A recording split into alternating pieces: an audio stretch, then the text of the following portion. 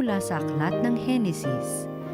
Sinabi ng Panginoong Diyos, "Hindi mainam na mag-isa ang tao, bibigyan ko siya ng makakasama at makakatulong. Kaya lumikha siya ng mga hayop sa parang at ibon sa himpapawid. Inilapit sa tao at ipinaubaya dito ang pagbibigay ng pangalan sa mga iyon. Kung ano ang kanyang itawag, iyon ang magiging pangalan nila. Ang tao nga ang nagbigay ng pangalan sa lahat ng ibon at mga hayop, maging maamo o mailap. Ngunit wala isa man sa mga ito ang angkop na kasama at katulong niya, kaya't pinatulog ng Panginoon ang tao. Samantalang nahihimbing, kinuha niya ang isang tadyang nito at pinaghilom ang laman sa tapat niyon. Ang tadyang na iyo'y ginawa niyang isang babae at inilapit sa lalaki. Sinabi ng lalaki, "Sa wakas, narito ang isang tulad ko, laman ng aking laman, buto ng aking buto." Babae ang siyang itatawag sa kanya, sapagkat sa lalaki nagmula siya. Ito ang dahilan kaya iniiwan ng lalaki ang kanyang ama at ina upang sumama sa kanyang asawa, sapagkat sila'y nagiging isa. Kapwa sila hubad, gayon may hindi sila nahihiya. Ang salita ng Diyos. Salamat sa Diyos. Mapalad ang sumusunod na taong may takot sa Diyos. Mapalad ang bawat tao na sa Diyos ay may takot. Ang maalab na adhikay sumunod sa kanyang utos. Hindi siya magkukulang sa anumang kailangan. Ang buhay ay maligaya at uunlad ang kanyang buhay. Mapalad ang sumusunod na taong may takot sa Diyos. Sa tahanan ang asawa'y parang ubas na mabunga, bagong tanim na olibo sa may dulang ang anak niya.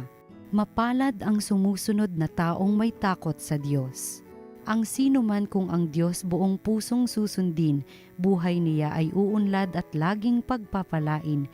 Mula sa Sion, pagpapala nawa ng Diyos ay tanggapin, at makita habang buhay pag-unlad ng Jerusalem. Mapalad ang sumusunod na taong may takot sa Diyos.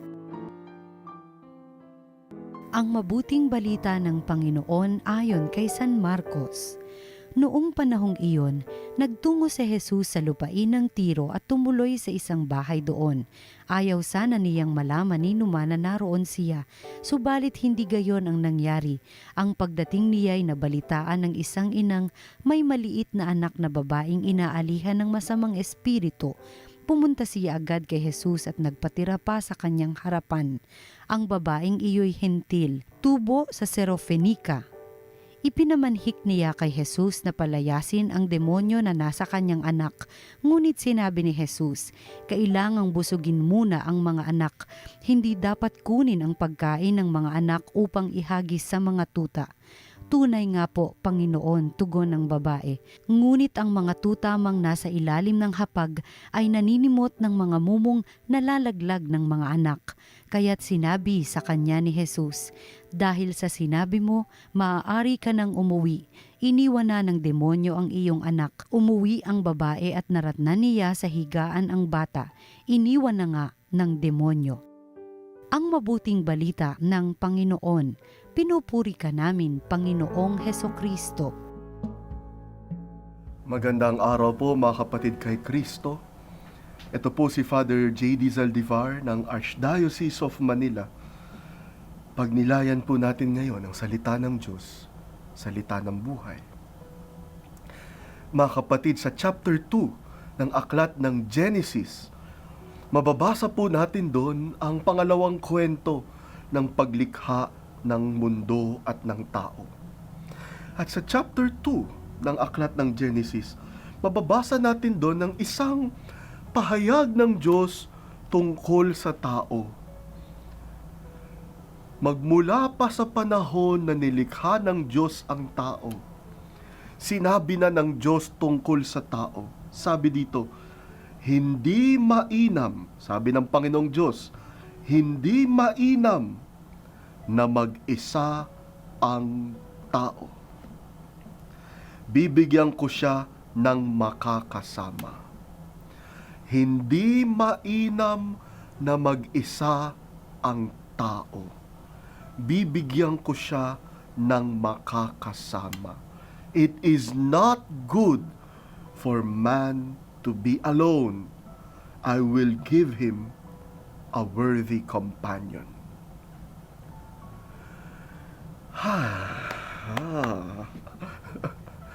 Kaya mga kapatid, ang paalala sa atin ngayon ng Diyos, hindi ka nag-iisa at hindi mabuti ang pag-iisa. Hindi mabuti ang pag-iisa. May mga panahon kasi, lalo na kapag nahihirapan na tayo, kapag hinahamon tayo, kapag sinusubok tayo, no?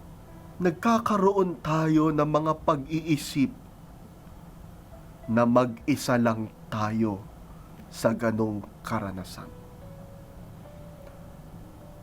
At madalas po yan. Sa trabaho ko po bilang isang estudyante ng psychology, kitang-kita ko po iyan madalas. Na yung mga tao, pag may problema, akala nila sila lang ang ganun. May ganun pong tendency ang tao mag-isolate. Lumayo sa kapwa. At pag nangyayari yun, may problema, may hamon, may pagsubok sa buhay, at lumalayo na sa kapwa, anong nangyayari? Sinisikap niyang solusyonan ng mag-isa na lang. Sinisikap niyang kayanin ng siya lang. Minsan galing na rin sa yabang. Gusto niyang masabi na, ako ang gumawa, ako ang nagsolusyon, ako ang mag-isang kumilos dito.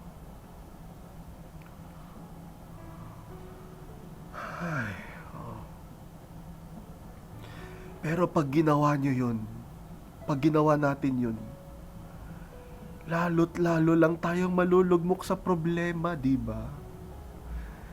Lalo't lalo tayong mahihirapan, di ba?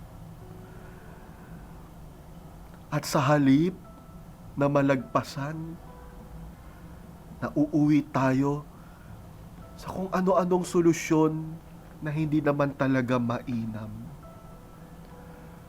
Nahuhulog lang tayo sa mas malalim na problema o kaya sa mga bisyo o kaya sa mga bagay na nakakasakit sa sarili at sa kapwa.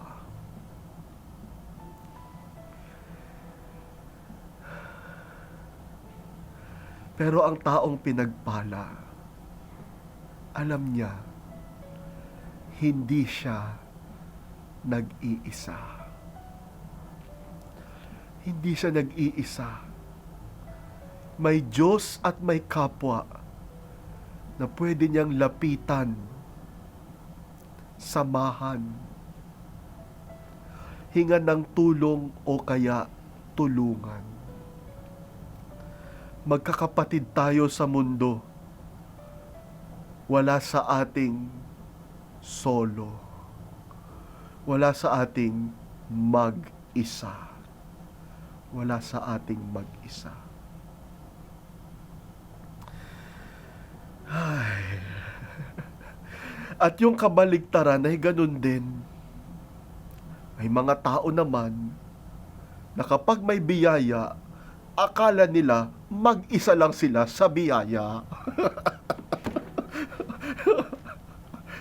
Aha, may ganito ako. Akin lang to. Ayaw nang magbahagi sa kapwa-tao.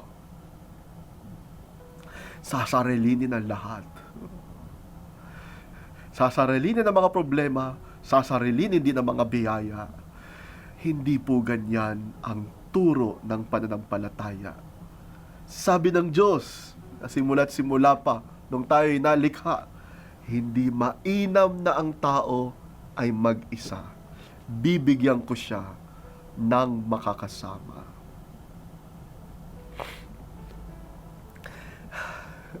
Kaya mga kapatid,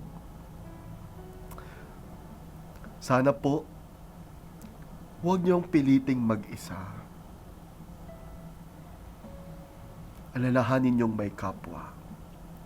May kapwa na maaaring dumamay sa inyo kung merong problemang hinaharap. May kapwa na maaaring makibahagi sa inyo kung may biyayang natanggap. Makipagkapwa, yun po ang pagiging tao. Yung hindi marunong makipagkapwa-tao, hindi yan nagpapakatao. Hindi ko nasabihin kung ano. Pero ang pagpapakatao ay pakikipagkapwa-tao. Tapusin ko po sa isang karanasan. Ako po ay nagtuturo ng isang mahirap na subject sa seminaryo. Nagtuturo po ako ng mga languages, no? Hebrew, saka Greek, at noon Latin, no? Noon po nagturo ako ng wikang Hebreo, ang salita ng Biblia. At napakahirap po nitong aralin talaga. Ang mga nag-aaral ng Hebreo ay talagang halos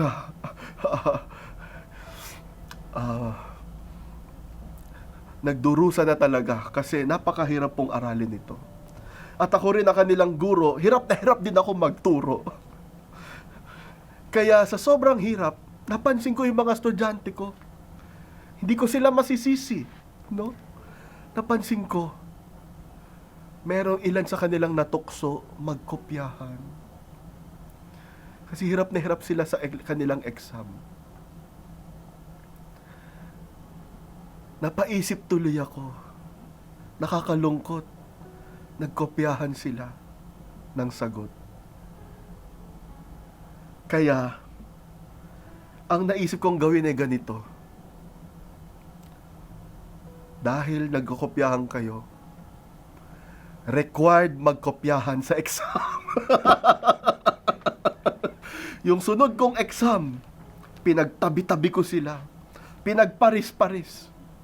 Yung kilala kong nahihirapan, ipinaris ko sa kilala kong nakakayanan. At required mangopya sa katabi niya. No? Ang ayaw magpakopya, 0 sa exam. Yan. Yung ayaw tumingin sa papel ng iba, 0. Nagulat sila sa ginawa ko.